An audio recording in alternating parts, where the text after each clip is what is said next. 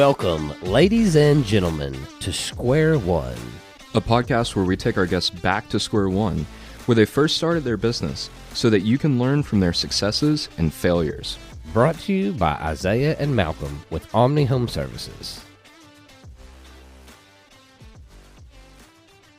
Today we have the honor of Tim Daniell and his son Collin Daniell with BD Planning Partners.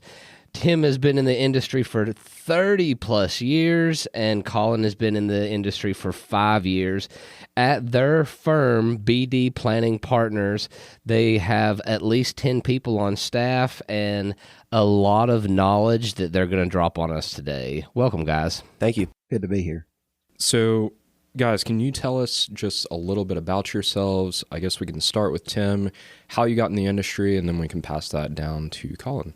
Well, I started in the industry for a couple of reasons. The biggest reason was I was one of 9 kids, and I used to work the chicken houses as a kid. And I said, this is not something I want to do the rest of my life. I want to figure out how to make money, be wise with it, be smart with it, that sort of thing. And so I decided when I got into college, I loved math and thought I wanted to use math, but decided real quick that finance was my thing. And so I started studying finance. I got a finance degree and tried to figure out, do I want to use this being a stockbroker? What do I want to do? And what in my mind, really what I wanted to do was really guide and help people to be wise with their money. And so that was really what intrigued me, was being in an industry where I could really take people through a process and just help them understand how important it is to be a good steward of your money, but also give them direction on how to do that. So that's kind of what got me into it.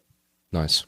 Yeah, my story's a little different. I didn't have to work in any chicken coops, which is a blessing, and I hope that never has to happen. But no, honestly, what got me in the business was watching my dad do what he does. He's helped so many people, so I got to see people's lives get changed. And I'm like, okay, that's something that I want to do. So really from an early age, I told people, and I need to coin this. This needs to be like in my bio or something, but I wanted to be a quote-unquote money doctor like my dad.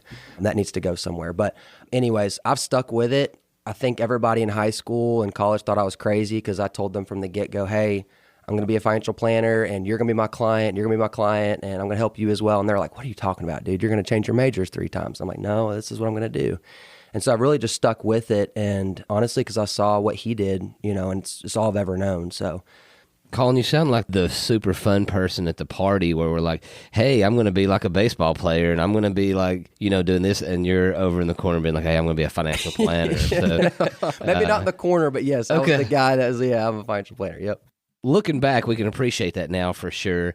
But tell us, what was it that you obviously saw your dad successful in what he's doing, being the money doctor?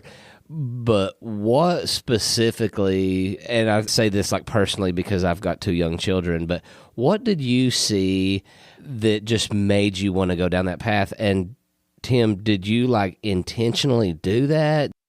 Yeah, so there was a few things. First off, just seeing how intentional he was with our family. He had a lot of flexibility with his schedule. So he really, it's like, I think my joke was, I want to make what doctors make. I want to make a doctor's salary with not the hours of what they have to work. I want to have the flexibility to do what I want to do. And so really from an early age, we traveled a lot as a family. We're big Disney people. We went to Disney a lot, traveled the world. And he started taking Fridays off early on to spend with us. He still takes Fridays off to be with my mom now that we're out of the house. But just seeing the full freedom to get to kind of make his schedule as a business owner, I'm like, okay, that's really attractive, that alone. But also just I saw the fulfillment from it, from helping people. He was very passionate about what he did. So obviously I got to see that passion and now, very passionate as well. But I remember sitting in on meetings and watching people, break down crying and saying, man, you've changed our lives. You've put us on a different trajectory and thank you so much. And so, I saw that from a young age and I'm like, okay, I want to have that impact on people too. Tim, was that intentional? Actually, it's interesting because I actually tried to talk him out of it. Okay. Because I wanted him to be sure in his mind it's what he wanted to do. So I actually probably more tried to talk him out of doing the business than I did in it, because it is all he ever knew. So I didn't want him to just come into the business because he saw Dad do it. And so I would say for about 3 years straight, even toward the end of his college degree, I was saying, dude, I promise you, you don't want to do this. And the reason being is the industry has changed so much. Okay. There's a lot of people who have done things the wrong way, as I was telling you. And by doing things the wrong way, they've made people that are trying to do it the right way make it very difficult. So you really got to know what you're standing on. You really got to know what's going on and the difference in this business and what it looks like. So I really did try to talk him out of it. When I saw how more or less concise in his mind, this is what I'm going to do. In the back of my mind, I was like, sweet, this is awesome that he's wanting to do this. But yet it was more just, I wanted him to be for sure. And he didn't just do it just because dad did it. So that would probably be my mindset on it more than anything. Every time I talk to Collin, I always walk away and I'm like, man, this guy is just, he's good. He always shows a lot of integrity, which I can really appreciate in you guys' field, right? So when we look at people that are financial advisors, financial planners, what quality do you think that they need to possess as a person to be successful in that realm? You know, there's a lot of people in our industry that call themselves financial advisors and financial planners, and they've not done the same thing for themselves as they tell their clients to do. So to me, when you're sitting and talking about that you do this, always in my mindset, I don't want to be the painter that doesn't have his house painted, right? I don't want to be the guy that says I do this. I don't do it, but I'm going to tell you what to do. So I've always been very transparent with my clients, even what I do. I say, hey, I ask you everything about you. You're welcome to ask me what I do. And so it's kind of helping them understand integrity is a very loosely used term anymore. It's like, I promise you I have integrity. Well, integrity is not something you say you have. Integrity is something you do when people don't see you. And so to me, integrity is something you really got to have in this industry. I feel like to really make it. And after you work with a client for a while, they see the integrity that's there and they see, kind of what you're doing there. So to me, I think integrity is huge, but it's also doing what you say you're going to do on the front end. If you say, I'm going to do this for you, it's following up and doing that every time. Awesome. Yeah, I mean, integrity is huge, but I would say another I word is intentionality, being very intentional with people. Our industry has been painted in a bad light because there are a lot of quote unquote advisors out there who are salespeople and they're trying to push stuff down people's throats. And really what brought me into this business is seeing what my dad was doing was not that. It was true planning. It was, let me be objective for you and let's go ahead and see all the dynamics and let's talk about what you want, not what I want for you. And so I think being intentional with clients and also listening to clients to listen, not listening to respond and tell them what I think they need to hear. Being really intentional with relationships.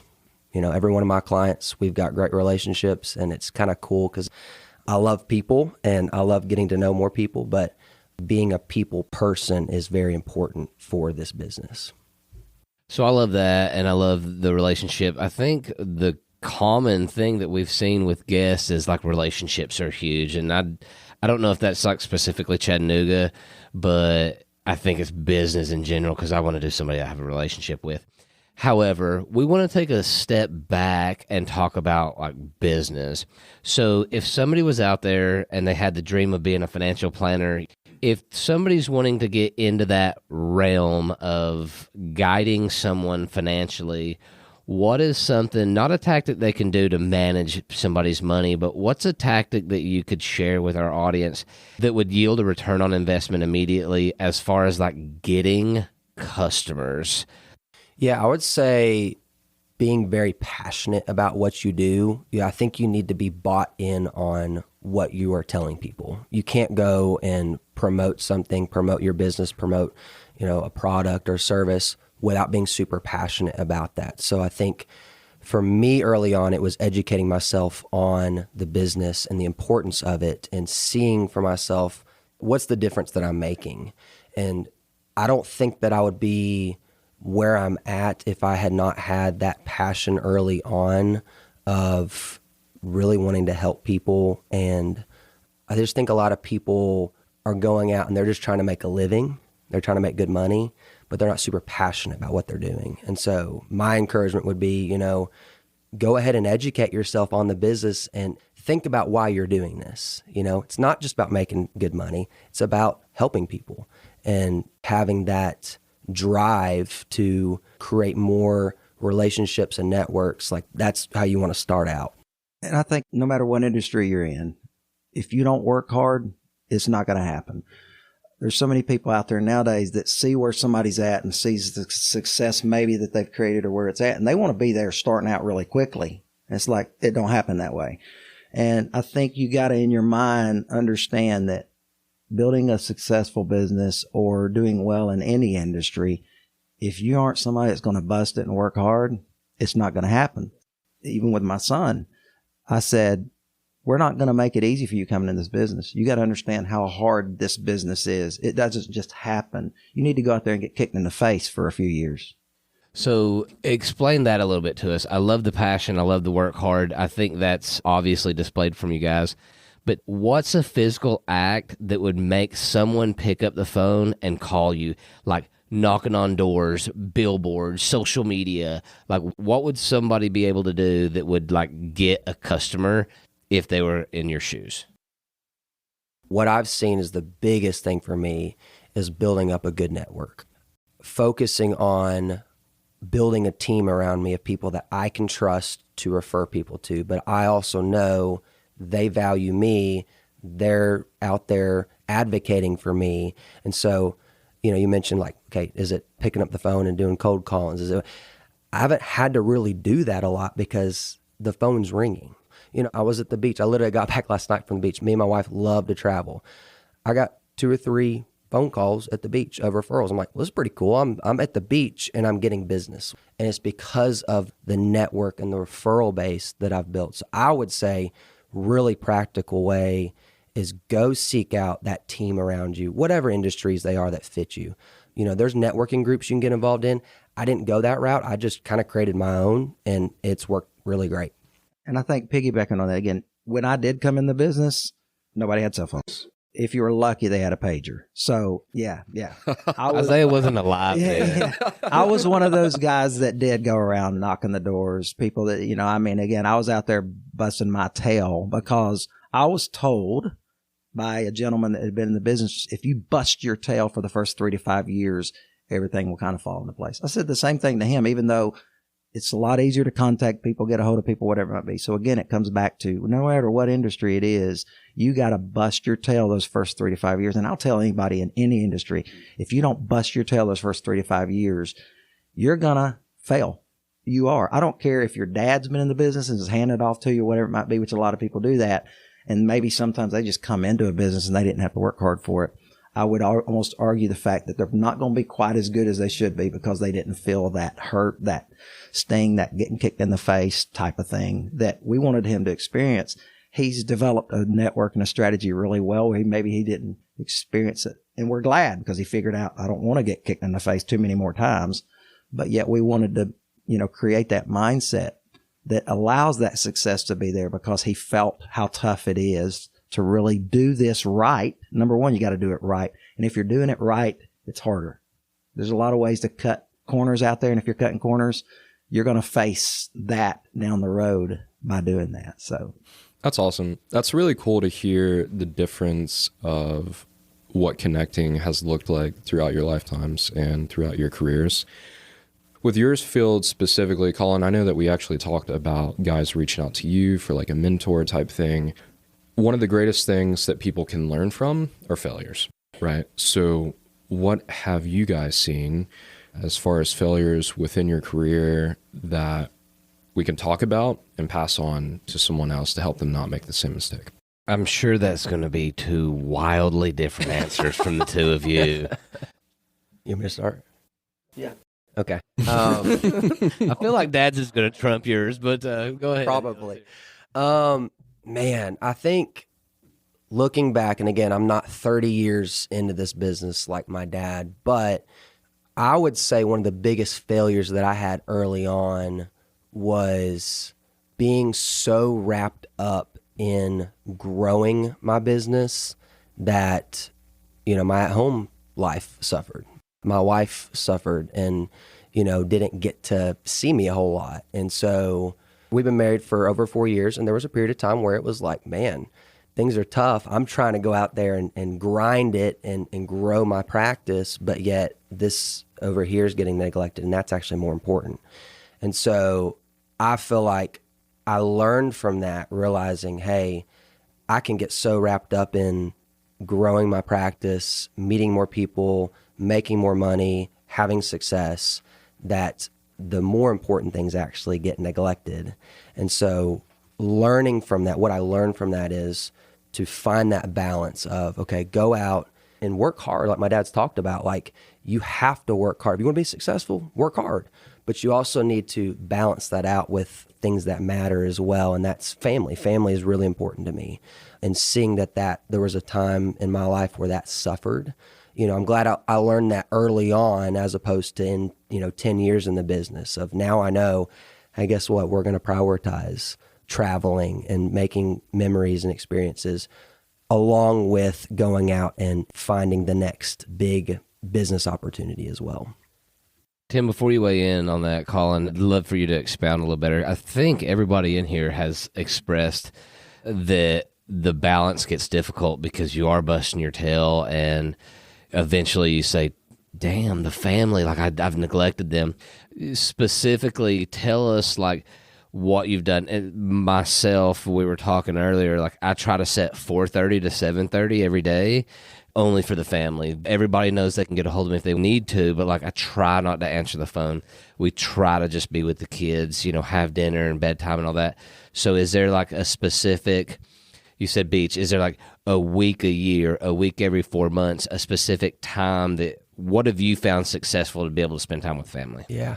Well, I'm a weird case because anybody that knows me, we travel like probably too much. We almost traveled like Isaiah knows. This early in the business, he's traveling a little too much. That says, hold on. Yeah. But, so yeah, the traveling's a big thing. But I think from a day-to-day basis or a week-to-week, we sit down at the beginning of the week and we prioritize date nights. Okay, we're going to have a minimum of one date night this week. And, usually it's Friday, but, Collin's going to be in Atlanta, delivering a financial plan that day. So let's move that to Tuesday and we're going to make it extra special. So I think being intentional, again, is the intentional word, right? Being really intentional. We sit down and plan out our weeks together. We plan out our months and make sure she goes on the schedule first. All the clients get built around her. And that's weekly you do that? Mm-hmm. Solid. Nice. And me, I'm a coach by nature. I love coaching. I coach Tim. I still coach some school ball. And so I love it when advisors are in the industry and they need help, or there's a situation with a client they're going to see and they say, hey, would you come along and help me? So I developed a relationship with an experienced advisor, and he had been doing, work in the industry for a long time. And there was a certain client that we referred to, and we decided to work it together. So you got to be careful from a failure standpoint. You got to be careful who you team up with. This was just a regular advisor in our firm. I went in, we closed the case, good case. My name's on the case, and the client forms a complaint and says something was said. Well, it was said to this other gentleman, and I wasn't part of it, but my name is on the contract. Well, your name is there. It doesn't matter how involved you are. Well, it went all the way to the client decided she sought counsel and decided she wanted to take it pretty far. So you got sued. So even though, no, she not filed sued. a lawsuit. So, well, no, not necessarily in our industry. You file a complaint and you try to say, hey, I want to get it. We had actually made her really good money. So it was really a weird thing. But ultimately, because the industry was trying to crack down on certain people saying certain things, we were kind of an example. But even though I was not part of those conversations that happened, because this other gentleman had the conversations because my name was on that, I ended up having to go down to New Orleans, Louisiana before a FINRA council and defend what was done and say, well, this was my part of it. Yes, my name was on the case. And you talking about something that's scary, because all of a sudden, even though I was not part of any of these conversations, I'm now having to defend something that I wasn't part of, but yet my name was on the contract. So it was almost a failure of losing my license, even though I wasn't even part of it. So it made me really think, be careful who you line yourself up with. So I learned from that failure of thinking no big deal, but realizing if I'm part of a case, I am in on every conversation from now on. I'm going to make sure I know everything that's been said. So you have to really be careful who you're teaming up with. Tim, allow me to follow up with this because I feel like that doesn't happen to many people. You experienced a drastic failure that almost cost your license and your livelihood because of a partner. However, you are now in a partnership. What was it? Because after that instance, you probably said, I am not partnering with anybody else. But eventually you realized that to grow and to be successful and to share wealth and knowledge, you got to have a team. When did you allow yourself to trust people again? Yeah, and in that particular case, it was more or less, this guy wasn't necessarily a partner. It was much as I was on a case with him. So therefore we were partnered on that case, if you will. So, but it did shy me away from that. And Brad Burcharm, who's my partner now, we talked for many years actually of doing a formal partnership and realized that a lot of the good that he had, I needed. And then some of the maturity, maybe experience and whatever was good for him to kind of slow him down some, him to speed me up and us pull each other. And we're partners in a lot of things other than just the planning business now, because again, we trust each other. It took a lot of years to kind of get to that point, but it's been great. So you said earlier, Tim, that like, of course we've got a plan. We encourage our customers to have a plan. I'm really curious because I know there are some family dynamics out there, but like, what is your specific plan? What does the plan look like in the future? What's that? I mean, tell us about that. You know, when you do financial planning for a client, they want to know, well, what happens if something happens to you? That's going to happen. Because we trust you. And so I say, well, I'm glad you asked that because we have a succession plan. We actually have a formal succession plan. We have in writing signed insurance on each other, all kinds of stuff like that as planners. And so ultimately, when we're talking to businesses and the importance of succession planning, I always ask the question, if you got hit by a Mack truck tomorrow, what's going to happen to your business? So ultimately, you know, Brad Burcharm, who's been with me about 20 years and we've been together for a long time. He's like a little brother. I'm in my mid 50s. He's in his low 40s. And I was like, you need to meet Brad Burcharm. You need to know who he is. Obviously, as Collin has come in the picture, he's now the next tier, if you will. Again, that our clients know that no matter how long, and like I shared with you guys earlier, I plan on doing this the rest of my life. It's an industry that I love. I love doing what I'm doing. Am I going to be able to see every client the rest of my life? No. But ultimately, I've got that succession plan. And ultimately, we've created the succession plan to have, you know, someone who's my age, mid 50s, and then someone that's around 40, and then someone that's in their 20s, pushing 30. And so they need to see that the plan that we've set up for them has already got this mindset of, here's somebody that's at least going to be in the business 40 years. I don't have 40 years left. Here's another one that's going to be another 20 or 30. So they see that mindset because, again, the cool thing about our industry is we do a process. We keep a client accountable to a process of dealing with every aspect of their planning from today till they're age 95 or 100. We've addressed it all. Well, if I'm not here, they want to know that happens and somebody's keeping them accountable to that. Well, meet my partner, Brad Burcharm. Meet my son, Collin. Meet these other people that we've brought into the industry. So it's just wise, but it's wise to have it formal because a lot of businesses don't understand who even their key employees are. We talk to businesses, who are your key employees? If something not just necessarily happened to you tomorrow, but somebody happened to this guy who's one of your project manager or your main guy, how would you replace them? So again, it's talking through not only succession, but also key people that could ultimately affect your business. And what have you done to plan for that? So that's a lot of what we've done. That's awesome. Great answer to that. We're going to get to the golden question that we ask every episode. Square one, when you look at your career, if you had one single piece of advice, rolling your career back to the square one, the start date, what would you say to them?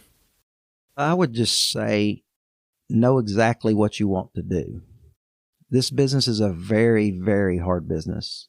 People look at the people that have been successful and go, oh, I want to do that.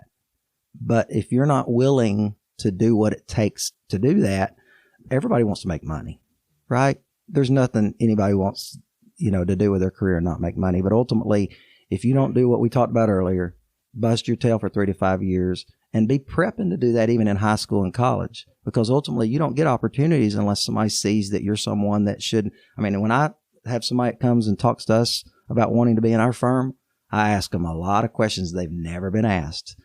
When clients come in to do financial planning, we ask them questions nobody's ever asked them. I mean, we ask questions that most people don't ask in this industry. And the reason being is because we want to go so deep that they think different about even whatever planning they've done. Most of the people that are referred to me nowadays are people who are pretty successful. People who have already built big businesses, 50s and 60s. And I'm like, what I would expect you to have some good advisors around you if you've been a surgeon or if you've been building this big electric business or whatever it might be. But I say, who's your quarterback? And they're like, what do you mean, who's my quarterback? They're like, I said, who do you go to for every financial question you have? Well, it depends on if it's taxes or if it's legal work. And I'm like, well, you should have somebody that you trust, that you run everything by. And then they are the ones that coordinate, as I would like to say. They're the quarterback who hands the ball off to somebody else. And they're like, I've never thought of it that way. So again, I think it's understanding that if you're going to come in this industry, you should decide, do I want to take people through a process or do I just want to sell products? As Collin mentioned earlier, a lot of people in this industry sell products. That's tough. It's tough to sell products because now you have an agenda and now you have things you're trying to take every client toward, as opposed to starting with a blank sheet of paper and saying, I really want to help people steward their money for the rest of their life. And so I think it's a difference. I don't know, Collin, how you would answer that, but that's kind of the way I would say it to a young person that's looking at this particular industry. But it goes for any industry. You got to bust your tail. You got to be willing to put in that work and not just think I'm going to get to here at a certain period of time. It's a process. 3 words: enjoy the ride. Enjoy the ride. I have a mentor advisor in Memphis, and he told me that about a year ago, and I've got it with a sticky note on my computer because I have to remind myself, what am I doing this for? If I'm going out there and busting my butt and making this stuff happen, but I'm not enjoying it, what's the point? And so I think what I would have told myself early on is don't get so wrapped up and don't sweat the small details. Focus on the big picture. You're helping people. Focus on that, but enjoy it. Enjoy the process while you're doing it. And I can truly say where I'm at right now, I love work. Every single day, it's something new. It keeps me on my toes, and I'm enjoying the ride. But first couple of years in the business, because I was grinding out so hard, I was not fully enjoying it the way that I could. And so that's what I would probably tell, a young advisor getting in the business is, yeah, bust your tail, work hard, but you also got to enjoy the ride. I love it. Thanks, guys. I'm just going to recap a couple things. We got Tim Daniell and Collin Daniell. Tim is the experienced quarterback, and Collin is the money doctor with BD Planning Partners. A couple things I just want to drop here as a recap. I think bust your tail's been said 54 times. That is legit. So one of the things that we go over is we're talking to people that want to start a business or CEO level, whatever. But in the world we live in, people think that stuff just gets given to them because some stuff does, right? So the unsexy thing that nobody sees is you want to be successful, you have to work hard. To go to the beach, in the middle of October, you've got to work hard to get there. And one of the things that Tim said that I love is, quote, if you're doing it right, it's harder. So it's easy to cut corners. We know that with every profession. But know, if you're listening to this podcast, this shit ain't easy. If you want to do it right, it's going to be hard. So realize that. And family life will suffer. Sure, you can take off Fridays, but it's still in your brain, right? That's just a part of it. And one of the coolest things that you guys talked about outside of intentional and integrity, I just love that, is a succession plan. So I don't think many people in any industry, and I'm just sitting here in my brain and I'm thinking pest control, auto service, house cleaning, whatever it is, what happens if that person gets hit with a Mack truck? Because I can guarantee they're not going to clean the house tomorrow, right? And I have no idea. In any industry, nobody like tees up.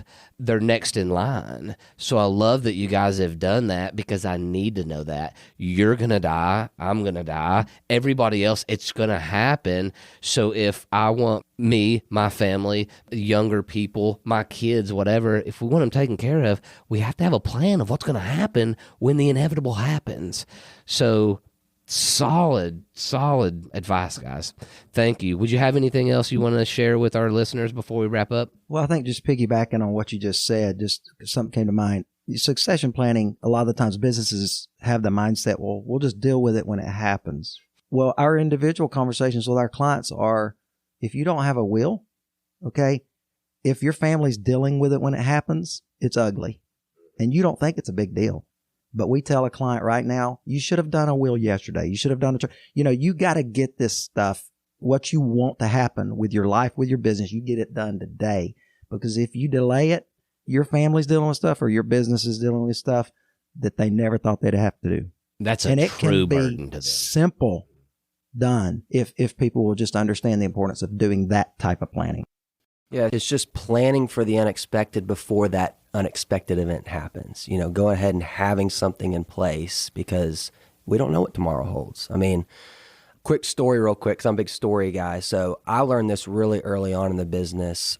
I don't know if any of your listeners have heard of this disease before, but I have a disease called alpha-gal. Found out I had it from a tick bite. Almost died in my house from a tick. It's kind of embarrassing, if you sit and think about it. Like I went anaphylactic shock, almost died from a little tick bite. That's the where you can't eat meat. Can't eat red meat. Okay, yeah. That's a big thing now. Yeah. I was a big steak and burgers guy, and not anymore. Now I'm fish and turkey and chicken. But really what that showed me was, and here I am young. I was the healthiest I'd ever been. I'm fit. Like I feel invincible, right? And a tick almost put me out of commission. And I remember laying in my floor thinking like, I'm glad at least I've done the little bit of planning that I've done, as a 22, 23-year-old. I'm glad at least I have that in place. But man, there's so much more I wish I would have done. And I think a lot of people, something happens and you always hear, I wish I had done more. I sit down with people in their 50s and 60s and they're like, I wish I'd met you 20 years ago. I'm like, well, yeah, I wish so too, But I mean, I would not have been an advisor at that point, right? But again, or at least I wish you had talked with somebody, because it's always, I wish I had done more. It's never, I've done too much planning. I've got too much in place. It's always, okay, I wish I had thought about this before. So I think just planning for those unexpected events, again, I'm a walking testament of that. Like, I literally almost died in my house from a tick bite. Again, how crazy does that sound? But it showed me, I don't know what tomorrow holds. I could not control that. That's not something I would have ever, I could have planned out so many things, and I would have put that of, I think I'm going to go into anaphylactic shock because I had steak the night before and almost die in my house from a tick bite. I would have never planned for that. So it's planning, going ahead and putting things into place, because life throws curveballs at you and you're going to have unexpected events happen. So go ahead and just plan for all those things. And Collin could hit curveballs pretty good too, by the way. He got brought up in a baseball fastball guy. But. There we go. Well, awesome. Thank you so much, guys, for coming on today. It's been a privilege to talk with you both. Absolutely. Thank you, Tim and Collin Daniell. That's Daniel, not Daniels, with 2 L's, with BD Planning Partners, the experienced quarterback, and the money doctor. Thank you guys for coming on. Thanks for having us. Pleasure. Thank you. Thank you for listening to Square One Podcast, a podcast brought to you by Omni Home Services, where we rep Chattanooga Home Inspector, Nuclear Pest Control, Elevate Home Staging and Design, and Radon Eraser. We release a new episode each week, so be sure to subscribe on Spotify, Apple, or wherever you listen to podcasts so that you never miss an episode.